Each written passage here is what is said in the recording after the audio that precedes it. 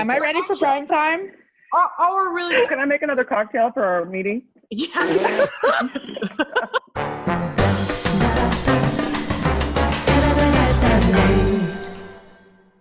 Working in events since 2005, I've always been inspired by people coming together to share ideas. I'm Amanda Younger, and I'll be your host on Happy Hour, where I share a drink and a laugh with guests over stories and our hope for the future of the live event experience.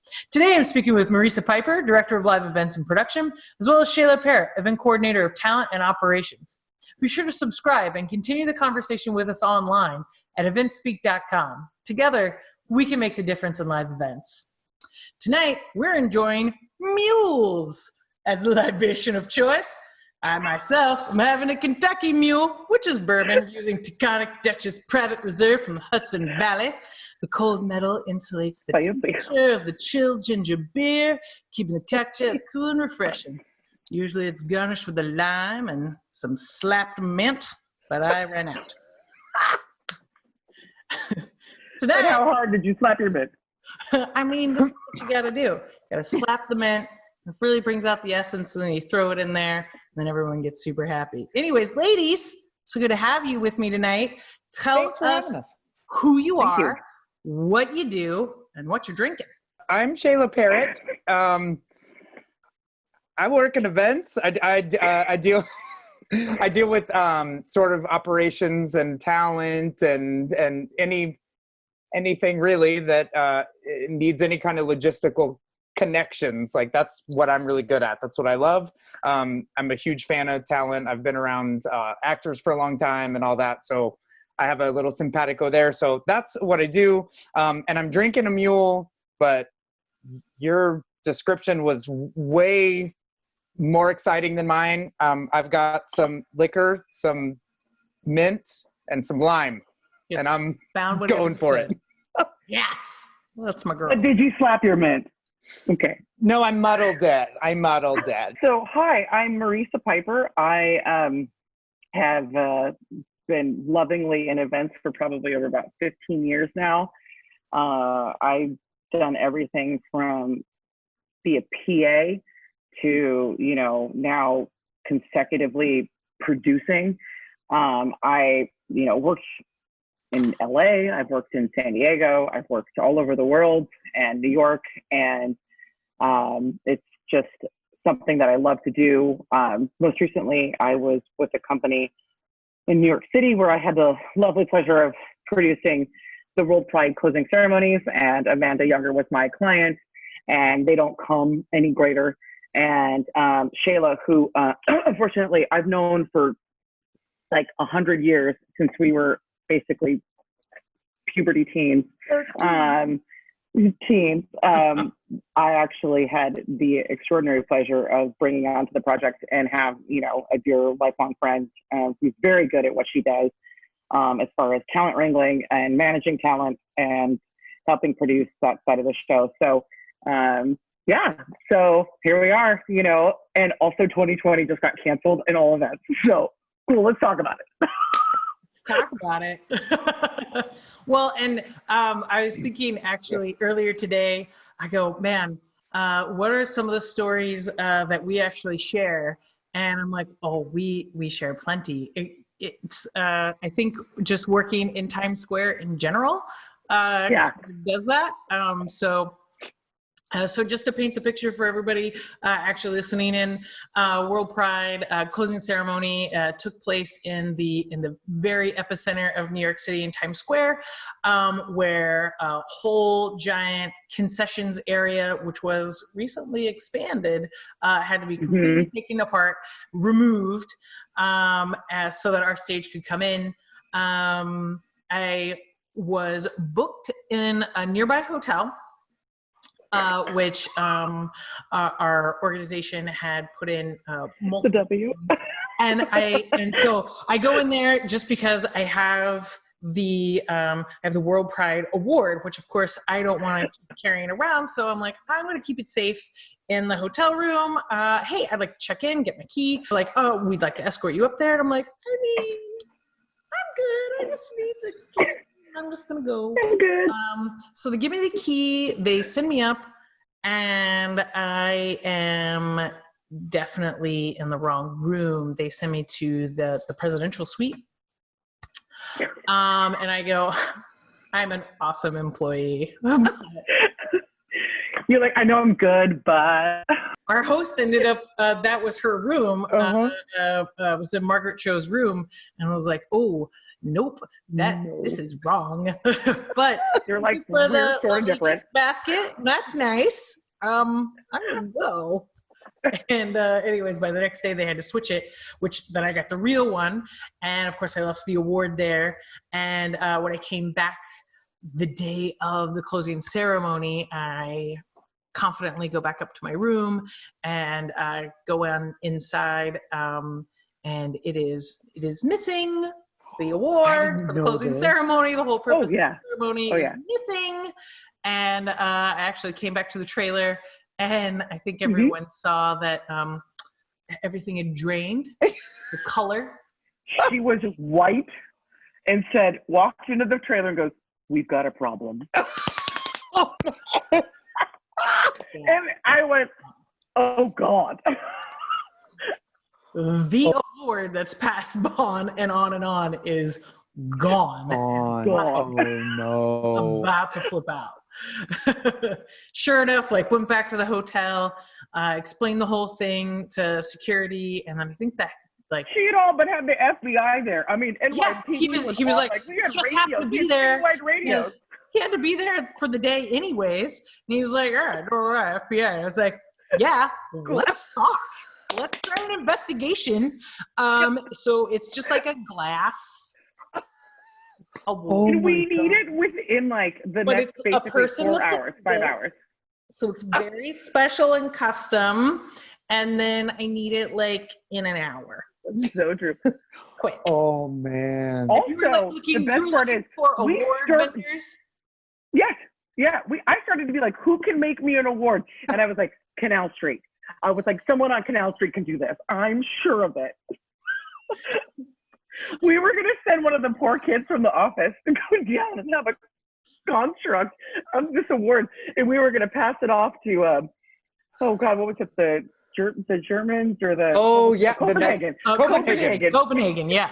And be like, here's your award. Don't look at the writing. And it was going to say, congratulations on the 2015, synchronized swimming. Here we go. First place soccer. Yeah.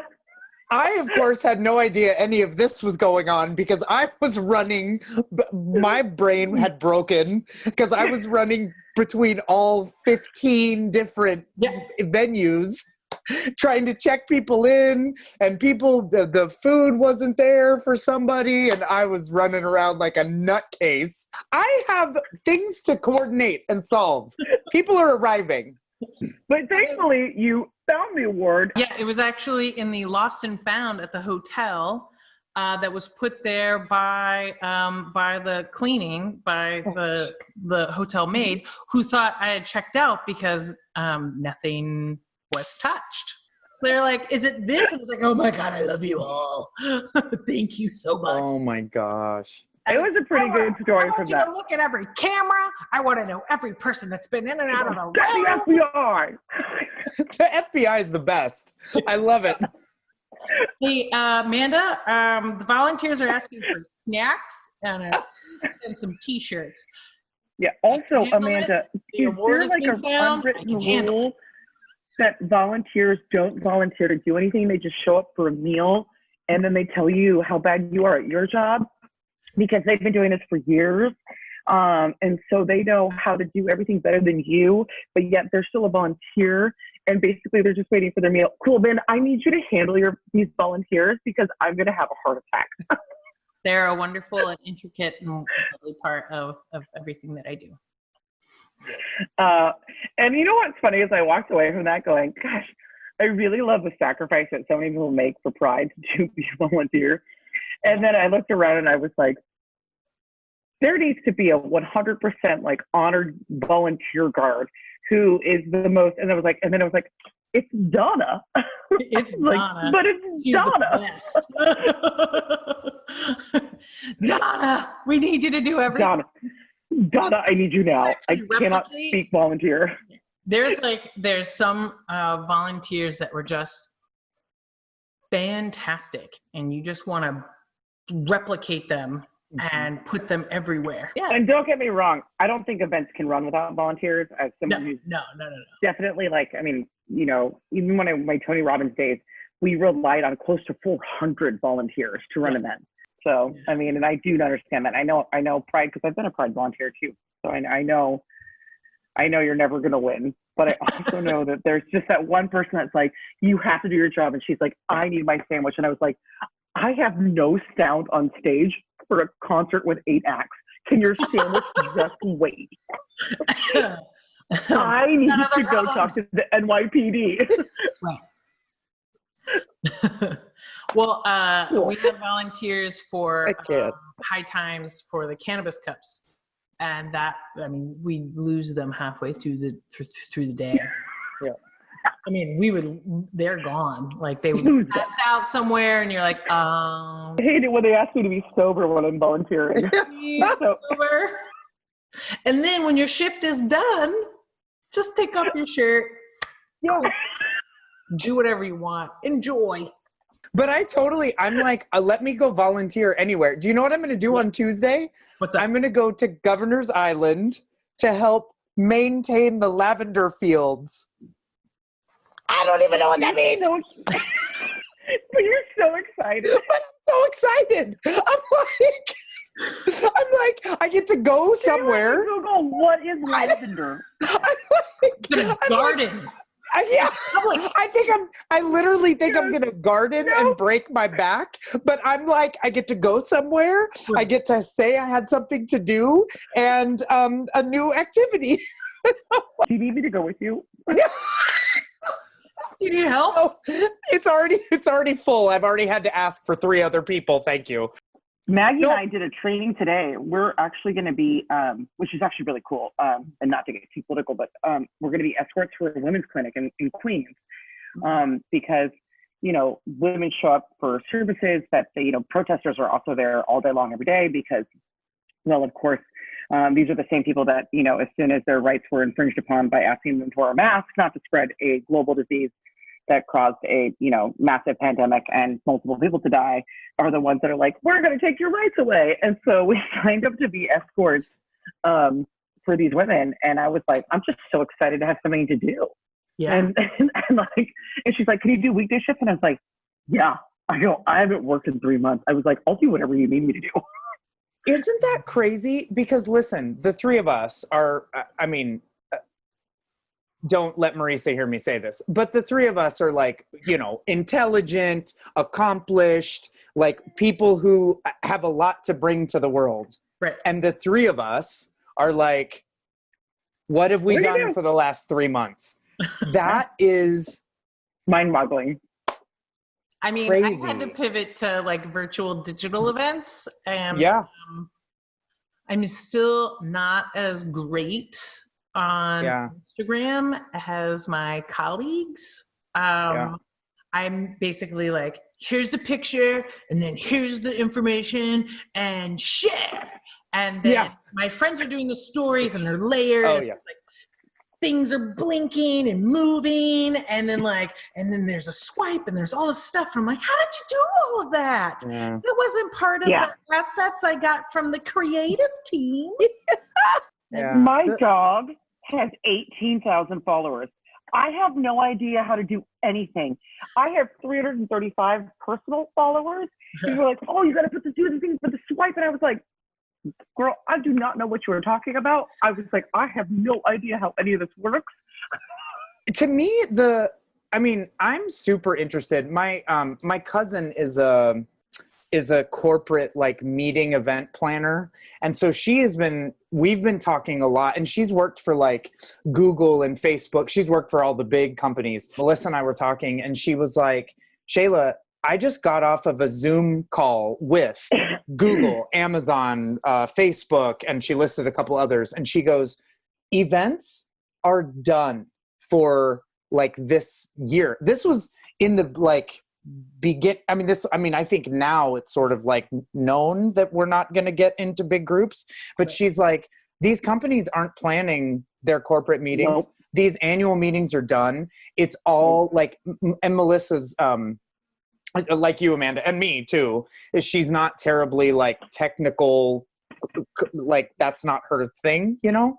So, yeah, exactly. And she's like, I'm really having to figure out how to like pivot to this virtual sort of world. And it's funny, I mean, as will I, but I think, to me as like a consumer, so if I put off my behind the scenes producer hat, to me as a consumer, I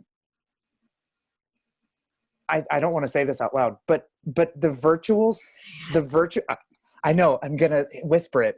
The virtual events drive me crazy. They're literally, I mean, even, I love theater. Theater is like my heart. I've done some acting, so I know what it's like to be in the room when we're doing like just a read through. Like you pick up the script and you just read through it, whatever. It's always fun and exciting. Oh, I just spit all over the place. Corona. Sorry, computer. COVID. Maggie, get the sanitizer. I know. Bring the sanitizer air. Somebody's sanitize the air in here. No.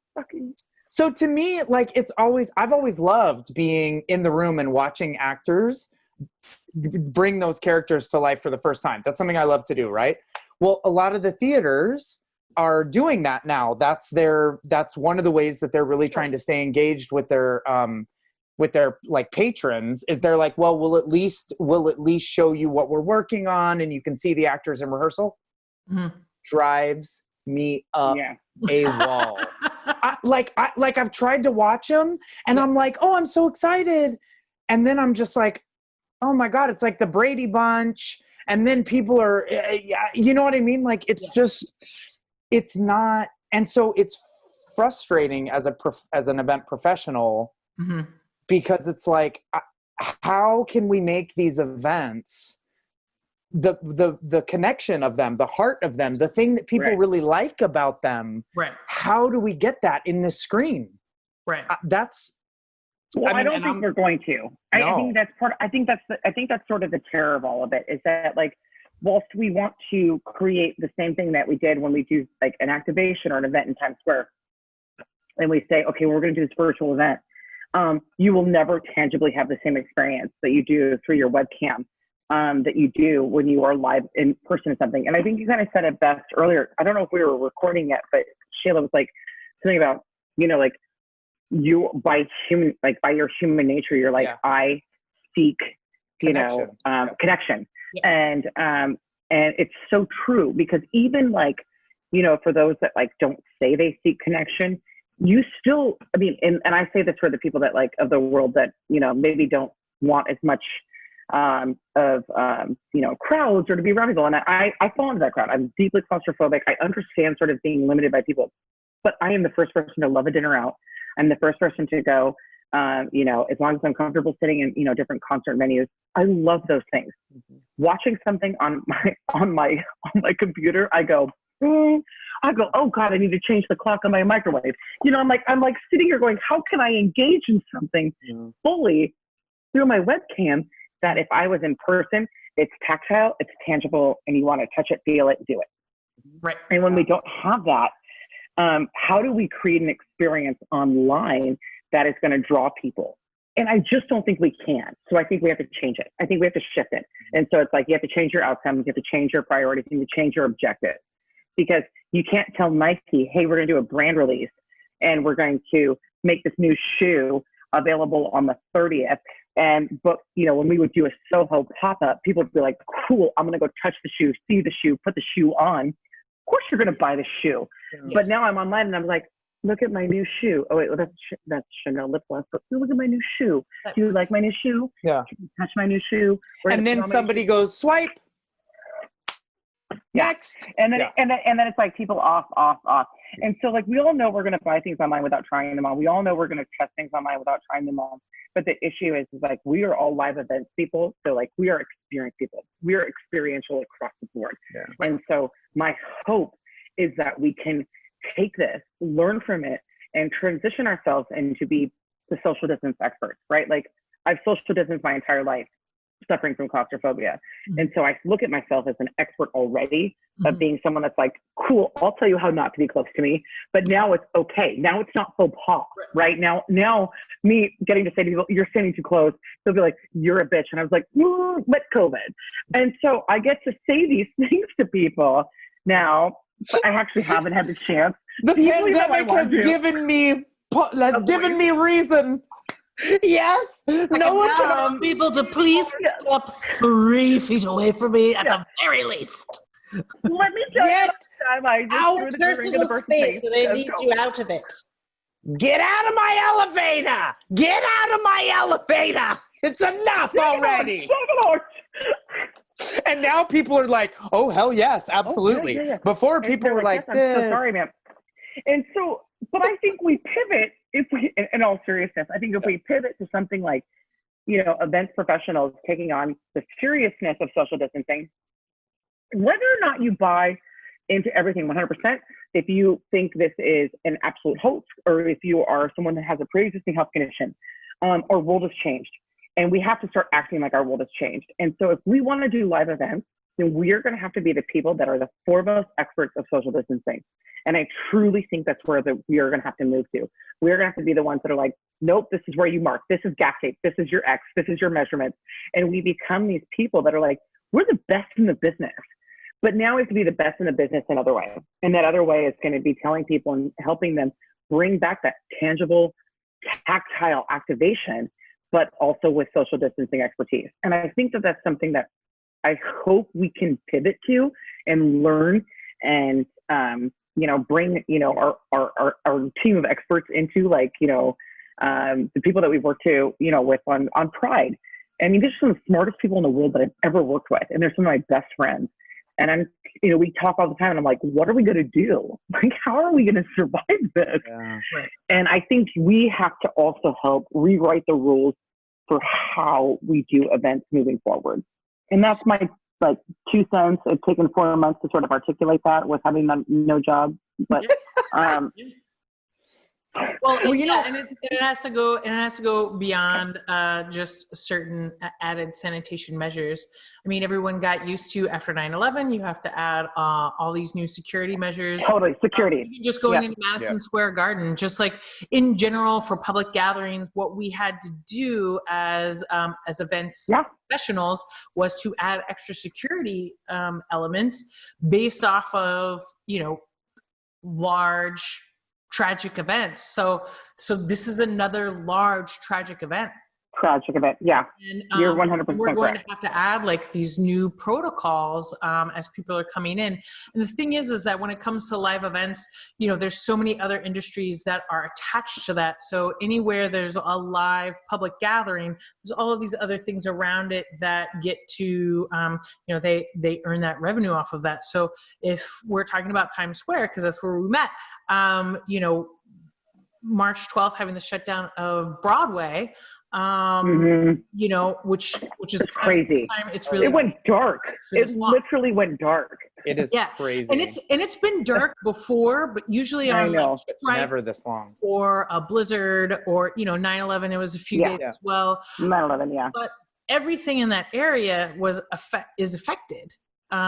If all of these live shows are closed, they're reopening. Restaurants and bars are reopening. Broadway's still shut down until September. They're going to have to probably longer. Historical buildings. Yeah. The ventilation.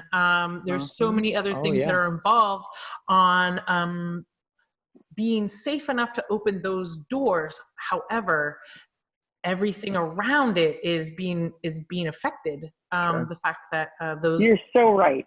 And think about it now, the time we open up, let's just say, in September, Shaela, we open up shows. And Shaela worked in the theater for a long time. And this is what I keep saying to my wife. I'm like, I understand that the world has changed, but how are we going to do everything at 50% capacity, right? So everyone that's had a restaurant is now like, okay, you can keep your restaurant open, but you're going to be at 50% capacity. Okay, Broadway, you're going to do this, but you're at 50% capacity. Our entire life is going to shift moving forward with a 50% capacity. Look, Now, claustrophobia, I'm here for it. I love it. Let's do this. 50% capacity. But the, capitalist and, and entrepreneur, it's like, how are we going to survive owning businesses? Yeah. And things that we put and pay rent. When we're like, okay, cool, we can open. But we went to Taconic last night, right? We had tacos for the first time. We went out and we sat on a balcony, on a deck, in downtown Brooklyn. So maybe there was 25, 30 total people outside. That pales in comparison to the 55 people that they could sit inside if they were open at the same time as having the outside open. Mm-hmm. So, your overflow is now your max capacity.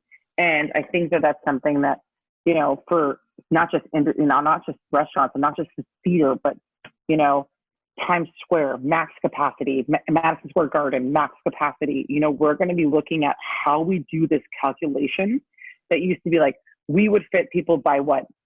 3 square feet? Like in Times Square when we would do the calculation of how many people we can get.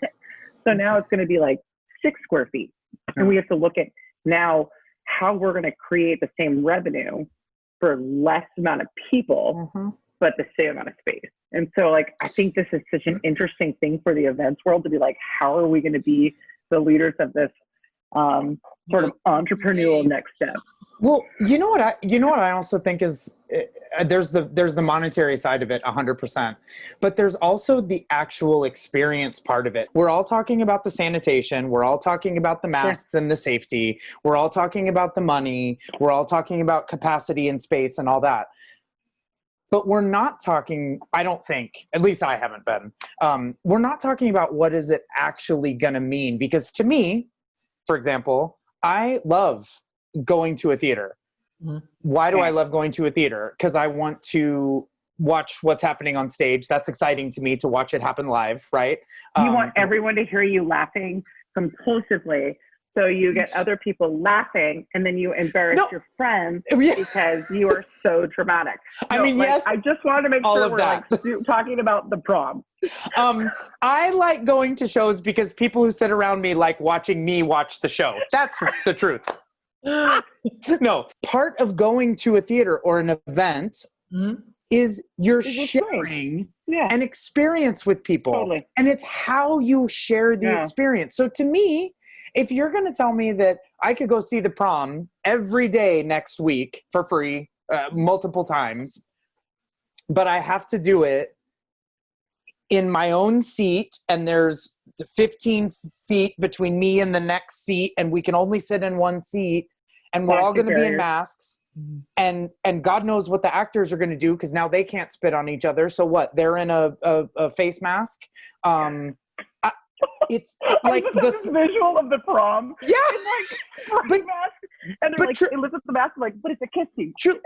But no, we can't kiss and we can't touch and God forbid we spit on each other. And so the point I'm trying to make is that that's a whole different experience. Yeah. It's a whole different experience. So how do we figure out how to not only maintain the economics and maintain the safety, but also give a product, an experience that people want to come to. Because I was even talking to a friend of mine who's on the board of a regional theater.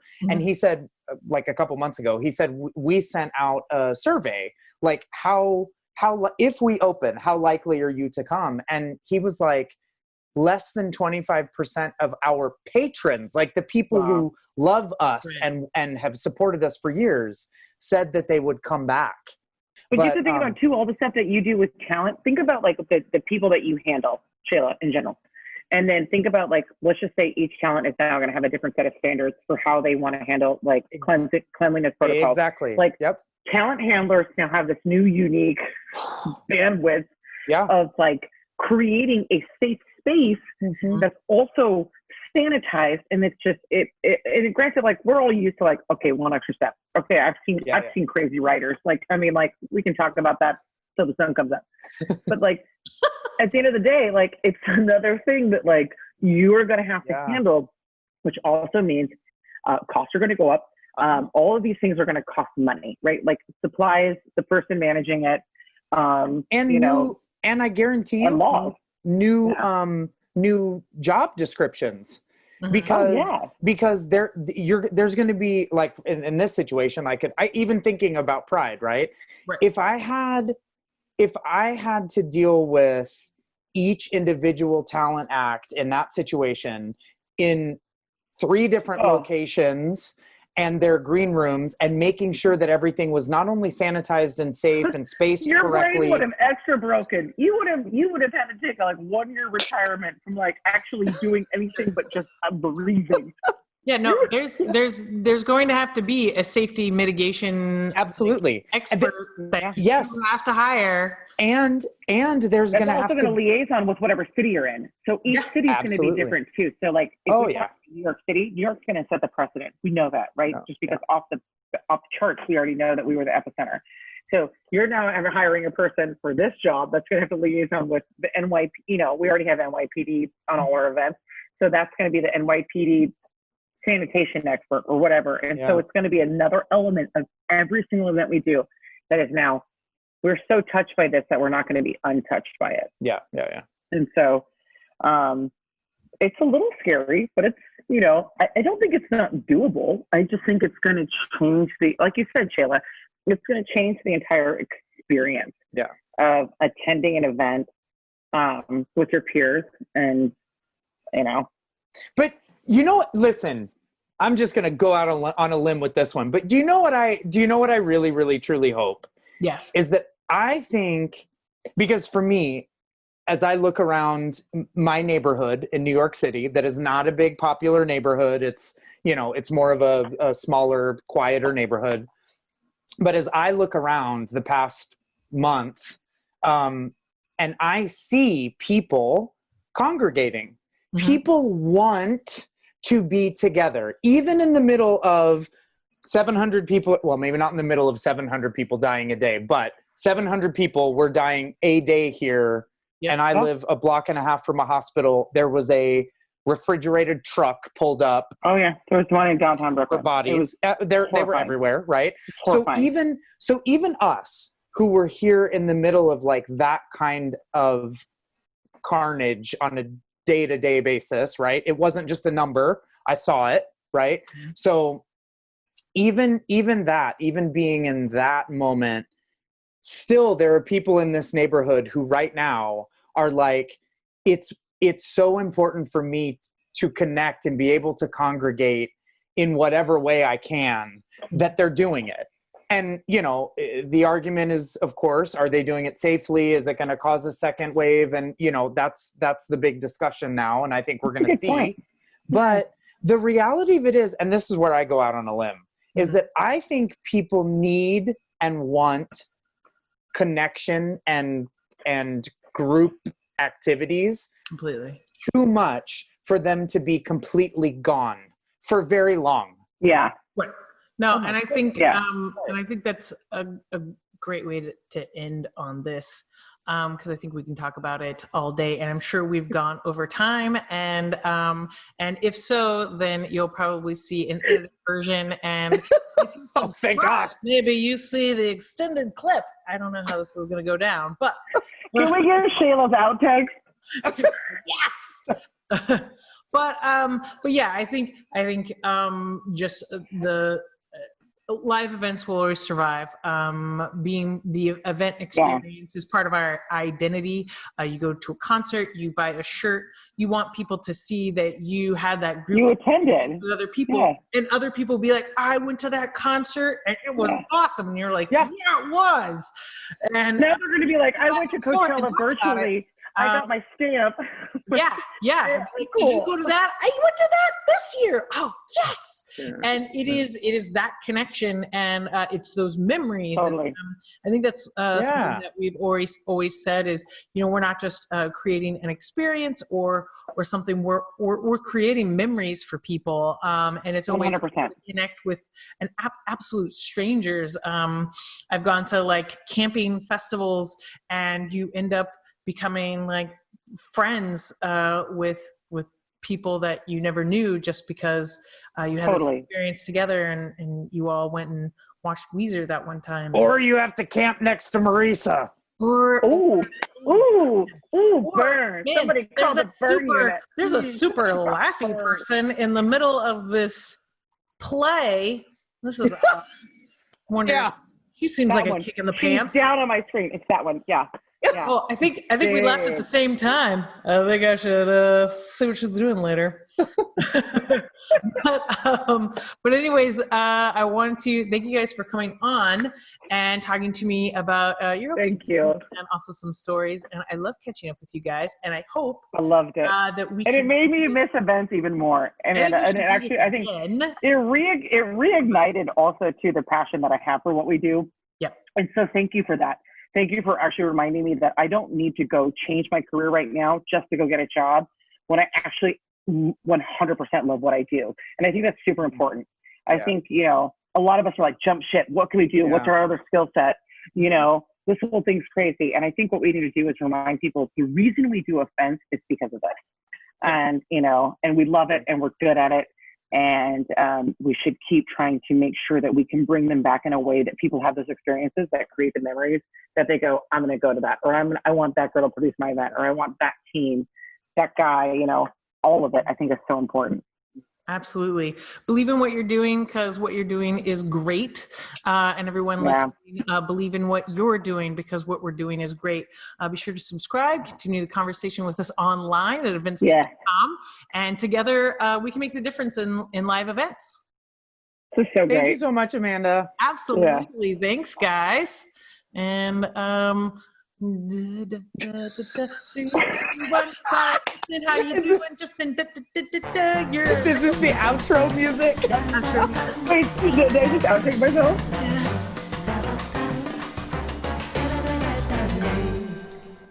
Light on out. Happy 2 on a scale from 1 to amazing.